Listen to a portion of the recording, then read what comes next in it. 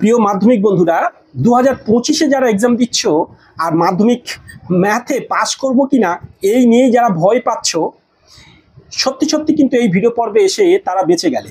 হ্যাঁ, সত্যি বলছি, কিন্তু আমি আবার বলছি, মাত্র এই 5টি স্টেপস প্র্যাকটিস করলেই তোমরা কিন্তু 40 নম্বর অবশ্যই পাবে, এবং খুব ইজি স্টেপসগুলো তোমাদের মাথায় রাখতে হবে। এবং যারা আরও চাইছে যে 40 আমার দরকার নেই, কোনো রকমভাবে 25 যে কোনো উপায় পাস করলে হবে, যারা একদম ম্যাথসে কাঁচা, তাদের জন্য আরও দেখো কমিয়ে মাত্র 1টা 2টো 3টে 4টি স্টেপস, 4টে স্টেপস মাত্র দেখতে যেতে পারলেই সে কিন্তু 25 নম্বর পাবে। কিভাবে আমি একটু ডিটেলস তোমাদের সম্পূর্ণ বিষয়টা ক্যালকুলেশন করে দেখাবো। আর এই চ্যানেল থেকে বেরিয়ে গেলে আরও সমস্যা কি দেখতে থাকো। দেখো সমস্ত কিন্তু সবকিছু সাজেশনস পর্ব দেখো রেডি করা আছে, সম্পাদ্য প্রত্যেকটা দেখো, উপপাদ্য সবকিছু সাজেশনস পর্ব রেডি করা আছে, একটার পর একটা ভিডিও পর্বে আমরা আনবো, দেখতে থাকো। এখন তোমাদের যেটুকু বলছি এখানে লক্ষ্য করো। দেখো আমি বলতে চাইলাম একটা সম্পাদ্য তো 5 নম্বর পরে, তাই না? কি কি করতে হবে সব জানাবো একটার পর একটা ভিডিও পর্বে, প্রত্যেকটা কোনগুলো মোস্ট ইম্পর্টেন্ট, মাত্র 4টে বা 5টা সম্পাদ্য দেবো, তার মধ্যে জানা পড়বে। মাত্র 4টি উপপাদ্য দেবো, তার মধ্যেই জানা পড়বে, এবং তার লজিক দেখিয়ে দেবো যে কেন পড়বে, কি জন্য, কি অপশানসে কোন চালে কোনটা পড়ে গেছে, কোনটা বাকি রয়েছে, কিভাবে ইম্পর্টেন্ট সবকিছু জানাবো। রাশিবিজ্ঞান 8 নম্বর পরে, বীজগণিত 3 নম্বর। মাত্র 3 নম্বর রেখেছি, কেন জানো? দেখো 11 পাতার থেকে একটা 100% পড়বেই, 11 পাতা অথবা তার আগের প্রয়োগ, তার সেখানে 3 নম্বর শিওর। আবার দেখো MCQ, শূন্যস্থান, সত্য মিথ্যা সব কিছু মিলিয়ে ধরে নিচ্ছি 5 নম্বর পেলে। তাহলে দেখো সম্পাদ্য 5, উপপাদ্য 5, আর MCQ, শূন্যস্থান, সত্য মিথ্যা মিলিয়ে ধরে নিচ্ছি 5। এটা পাওয়ার টিপস কিন্তু আমি বলবো। 3, 5, 15, আর রাশিবিজ্ঞান 8 নম্বর থাকছে, 15, 8 তাহলে 23, আর এখানে বীজগণিত থাকছে আরও একটা 3, যেটা 11 পাতা থেকে 100% পড়বে। কোনগুলো ইম্পর্টেন্ট কিন্তু আমি আবার জানাবো।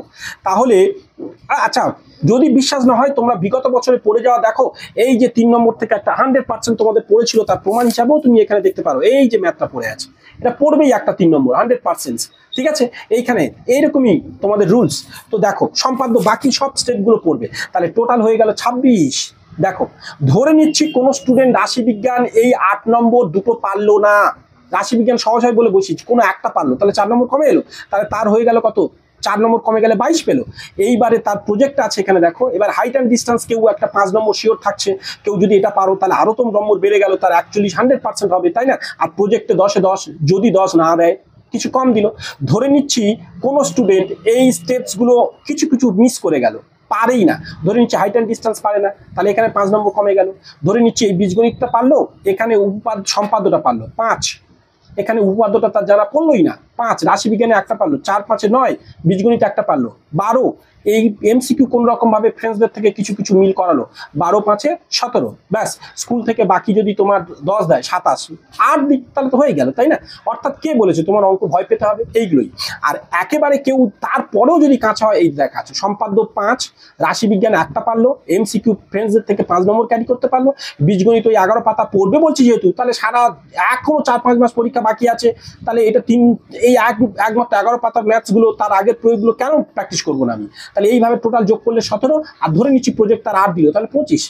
আরও একটা কথা বলি, যদিও বা তোমার এই 17 নাই পাও, কোনো রকমভাবে যদি তুমি 12 পাও, 12, 8, 20, তোমাকে মোট কথা 21 থেকে 22 পেতে হবে প্রজেক্ট ধরে।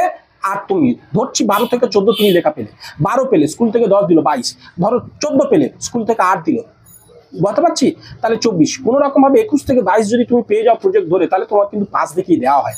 4 নম্বর স্যারদের হাতে থাকেন। তবে তার জন্য তোমার কিন্তু একটা জিনিস খাটতে হবে, তুমি কিন্তু খাতা ব্ল্যাঙ্ক রেখে এলে চলবে না। কোনো অঙ্ক করছো ভুল হলেও তবু সেগুলো করে রেখে আসতে হবে, যাতে কিনা সেখানে স্যার নম্বর বসানোর সুযোগ পান। এবং তুমি যদি ফাঁকা রেখে চলে আসো, তাহলে কিন্তু স্যার কোনো সুযোগ পাবে না, তাই নাকি? অতএব এইটাই কিন্তু সহজ টিপস, একদম ভীষণ সহজ টিপস পাস করার, যেগুলো ভীষণ হয়। আর এই সম্পাদ্যের জন্য মোস্ট ইম্পর্টেন্ট কি কোনগুলো? তাহলে ওই 5 নম্বর দেখো, এই তো সব সম্পাদ্য সাজেশন করে দেওয়া আছে। না এখন দেখাবো না, কোনগুলো মোস্ট ইম্পর্টেন্ট পরে অবশ্যই জানাবো আগামী ভিডিও পর্বে। শুধু এক সম্পাদ্য না, উপপাদ্য, রাশিবিজ্ঞান প্রত্যেকটা পার্টে মোস্ট ইম্পর্টেন্ট কোনটা।